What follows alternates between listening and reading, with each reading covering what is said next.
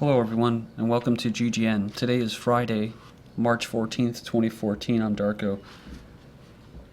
I have some sticky notes here, so hopefully I can stay organized and on track here. A brief introduction to what I'm going to cover.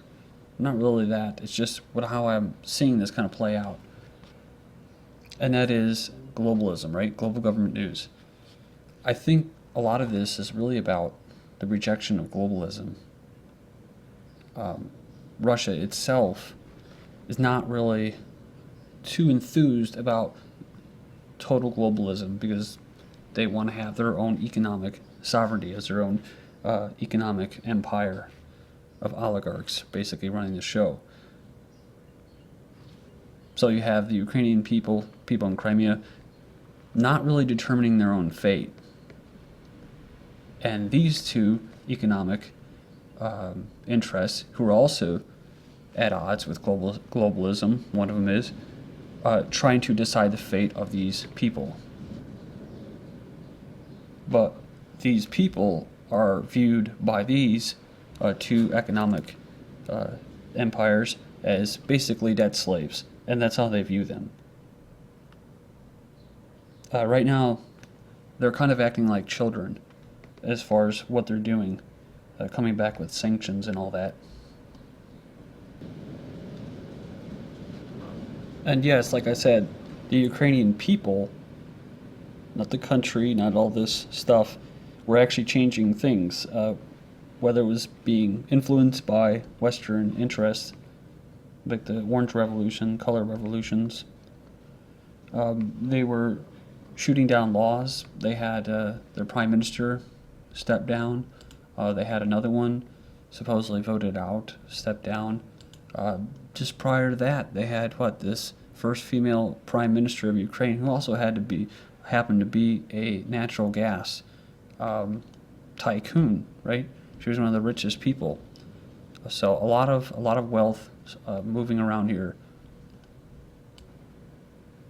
So a lot of wealth for the Ukrainian people? No, not really. She co-led this Western provoked Orange Revolution. She was actually kicked out and went to prison. She just got out after this Maidan Revolution in 2014. She was basically let go.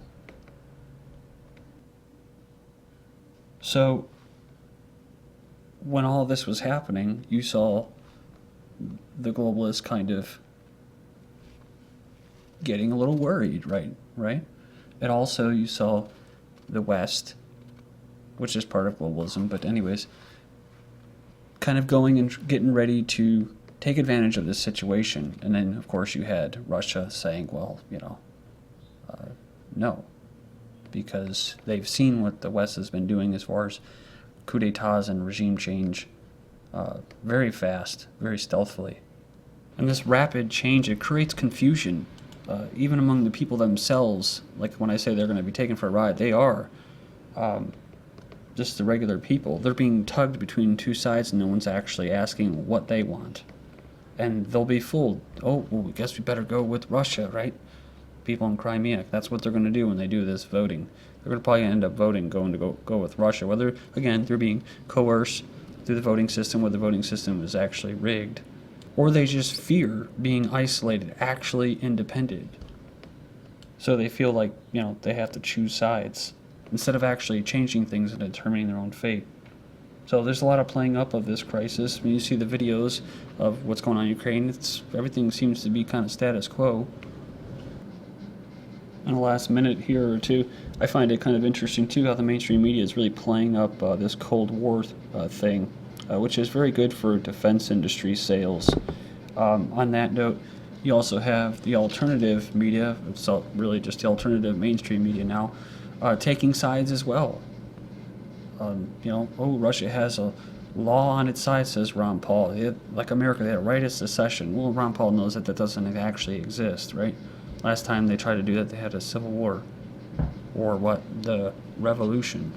While at the same time, you have his son supporting Zionist agenda against Russia.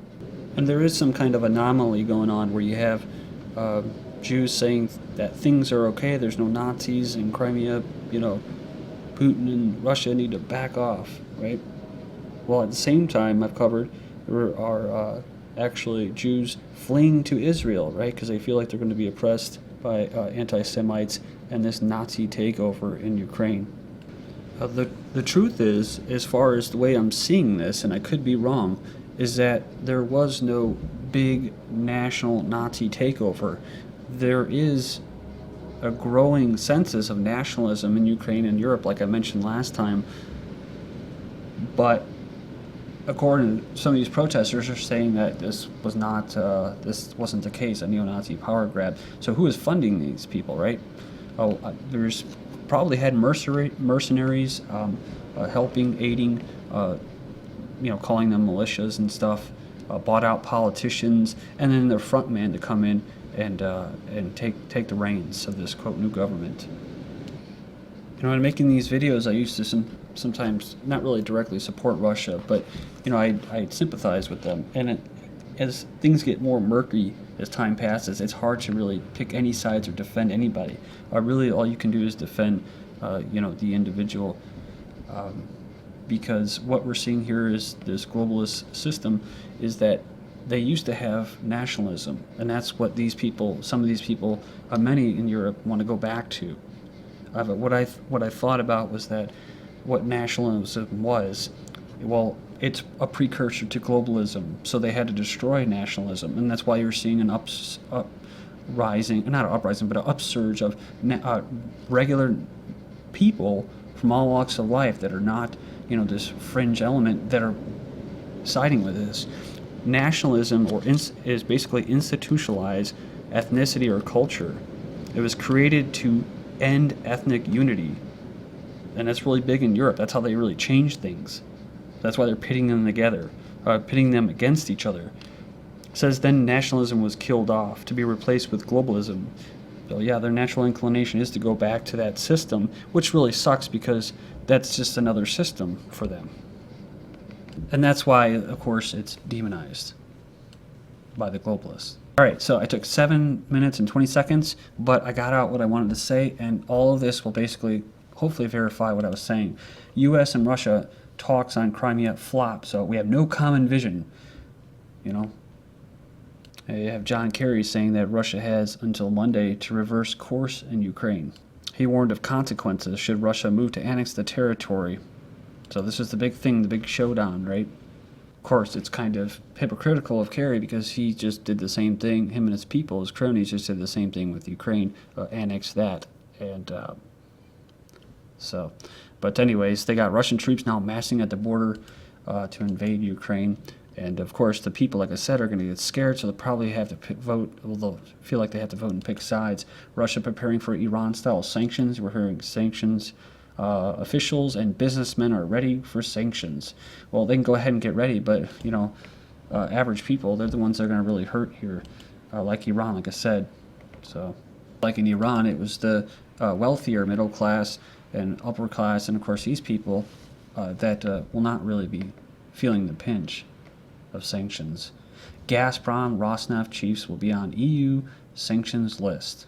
So yeah, the CEOs, the two CEOs of these companies, right? Well, these guys are probably billionaires, really wealthy people. It's not going to really affect them, but the people, and then they'll have to raise the rates, right?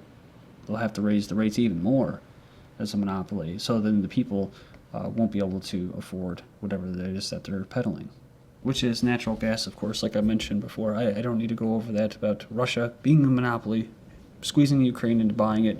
Ukraine supposedly wanting natural gas, which the U.S. has abundance to sell. But, again, they're squeezed in between. They don't really care about ideology, the globalists, and that, with Gaddafi and all them. Pro-Tripoli militia advances on rebel Libya oil parks. They want to export the oil, right? They got Gaddafi out of there. Iraq, and the Kurds, they got Saddam out of there.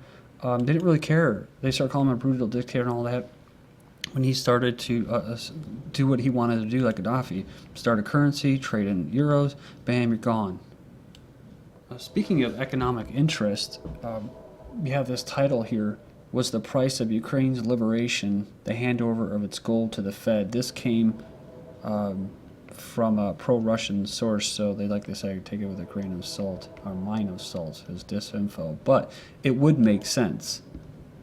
So if there was a sudden shift or a payoff, we have this. Germany has recovered a paltry 5 tons of gold from the New York Fed after a year. This is after they wanted to repatriate their gold. It was a stunning decision. So 674 tons of gold from the New York Fed branch. So, but then you see this: Ukraine and EU to sign deal next week, says Merkel. So Merkel's going to allow the Ukraine to join in. Well, maybe that gold's going straight to them, not to the New York Fed. Either way, you have this little small, tiny article. Another day of heavy plotting for Jack Lew of the U.S. Treasury, meeting with the Prime Minister of Ukraine. So we're saying how these two economic blocks, an empire, one more globalist, one less globalist, but either way, less individual freedom, are kind of acting like children here. Sanctions won't hurt Russia. Well, they won't hurt us. Moscow saying that they're going to have sanctions for the U.S. and the EU.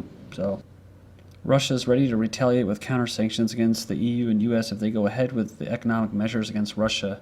It says our sanctions will be, of course, similar. They said we need to increase trade volume, and it says here conducted in national currencies. Why, in relation to China, India, Turkey, and other countries, should we be negotiating in dollars? Why should we do that? So, and they do have a good point, and it could hurt them. That's how you hurt people, right? Economically. Again, something to think about is that the Ukrainian people, and just as an example, they can reject Gazprom. They can reject whatever monopoly or duopoly comes out of the EU, right? Destroying the fucking planet, because it's like you're kind of supporting that. We're supporting that when we do this, when we live this lifestyle. It'd be nice if we could all just go off the grid, right? But many people are scared to do that. My point is that you can hit them where it hurts. Vote with your dollars. Another thing is the world that we're going to be going into is most likely going to be one without a political government. And some would say, well, that's anarchy. Well, I'm all for stateless society, but that's not what we're going to have. Anarchy is without rulers. We're still going to have rulers. It's going to be corporations, which they pretty much already are. We will see many governments just dissolve. The only ideology, instead of like social ideology, political ideology, would just be consumerism. That will be the replacement. That's the only thing that unites people, is be able to buy things. I saw a chart today in an article about the income inequality and how it's hit record highs and stuff, and it's always been like that as far as the wealth being in a few hands. But it's just we technically have more wealth as the average peasant or serf, but they also do too. So there's been more collective wealth created, but they have a lot more up there, and now they're kind of fighting each other over it. Here's an article you can check from charleshughsmith.blogspot.com. Is the deep state fracturing into disunity? So, yeah, we always speak of the powers that be. The ruling elite is generally assumed to be monolithic, unified and everything. But he says it's an oversimplification, and now they're basically kind of warring with each other because it's all about economic interest. So he says as the unity of the ruling elite fractures into political disunity, it becomes a cause of disillusion among of the empire if it continues. So why do we want an empire? Do we ever choose an empire? So that's going to be the end of the American Empire, the Eastern Empire probably. That's all well, but it's going to be the new system that's going to replace it. And like I said, most people won't even realize that it's there. Yeah. Russia warns of East Ukraine invasion to defend compatriots. So the regular Russian people, workers, probably not. Just their interest in finance and business. I mean, Ukraine was going to actually nationalize businesses. Russia steps up military exercise near Ukrainian border. We heard reports about NATO sending basically spy planes to Ukraine border, and then today they're saying, one of them's been shot down. So that's how it all starts, I guess, right? We're seeing these crazy graphs going around now about Russian forces ready to attack. Russia's blocking access to news sites. Well, the EU's funding research to surveil social sites, and in Britain they're going to be monitoring YouTube. Well, they're already doing this, but they're all doing it. And you want to pick sides. That's my point. Get caught up in it. These people don't represent you or me, Putin or Obama. Thank you.